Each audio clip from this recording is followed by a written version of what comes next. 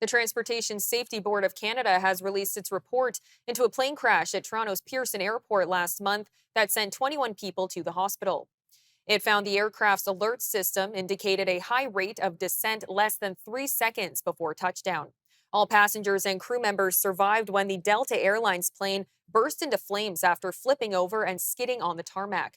Aviation expert John Gradek joined us for more on the report.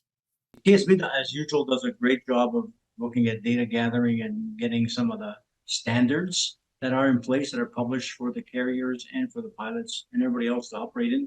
So in this case, they talk about these are the standards that Endeavour and Delta have in place for this type of aircraft and these types of landings. So they talk about, the standard should be the aircraft has to have pitch between 3 degrees and 9 degrees, and it should have anything over 600 feet per minute is considered a hard landing. And this aircraft, when they go through the data and they do a data analysis of the number of seconds before landing, it was very apparent to me, at least, that this aircraft was going over 1,000 feet per minute in terms of descent rate, and the nose pitch was a 1%. So that tells me it was exceeding the hard landing parameters, or it was in hard landing mode, and that the nose pitch was below standard. So that airplane came in pretty hard vertically, and it touched the ground, and caused the landing gear and the structure around the landing gear to collapse. Now, whether that landing gear collapse was due to, or the strut failure was due to either mechanical problems with the strut, could be mechanical failure, metal failures, fatigue, whatever it is, or it could be the impact of the aircraft on that runway. Don't know. So that's what the TSB is still going to be looking at: metal fatigue, metal failure, mechanical failure of components on that landing assembly. And they'll also be looking at stress testing that component in a hard landing mode. So there's work to be done.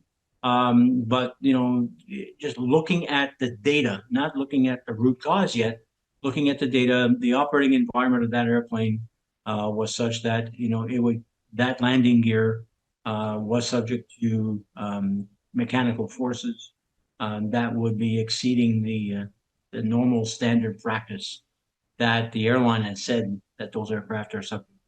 We also asked Mr. Gradek about the potential for pilot error as the root cause for the crash.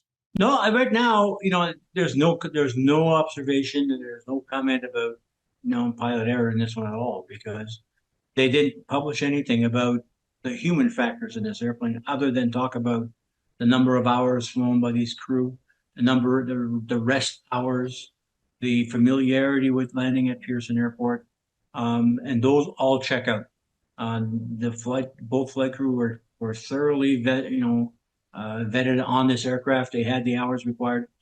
The first officer who was pilot flying had in fact been to Toronto 3 times in the last week. So this was not an unknown airport to her. She understood the configuration of the airport. They talk about crosswinds. They talk about, different wind conditions at the airport, talk about visibility. And as far as I can tell, those are all things that these pilots are trained for. They do land in crosswinds. Not as if as soon as you have a crosswind leave, you go to another airport. These guys are trained to basically land these airplanes in crosswinds. How strong that crosswind was is still to be determined. The weather reports as contained in the report don't seem to me, at least, to be excessive crosswind. So as far as I was concerned, what the key element missing to date, and that's going to be part of the TSB report. They're not going to avoiding this. They're going to be part of that major report where they talk about root cause. Will be the state of conversation in the cockpit between those two pilots. Those two pilots should have been very talkative and very, very open in terms of what they saw was going on in configuring and in preparing for landing of that aircraft.